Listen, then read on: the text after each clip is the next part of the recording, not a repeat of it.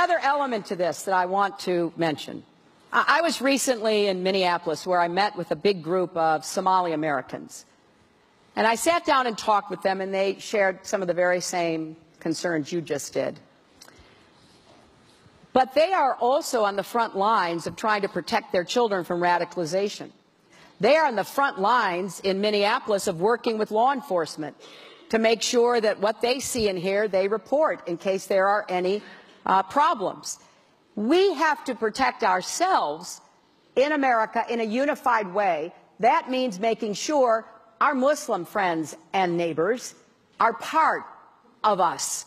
They are with us. They are on the front lines of defending themselves, their families, their children, and all the rest of us. And the same is true with Muslims around the world.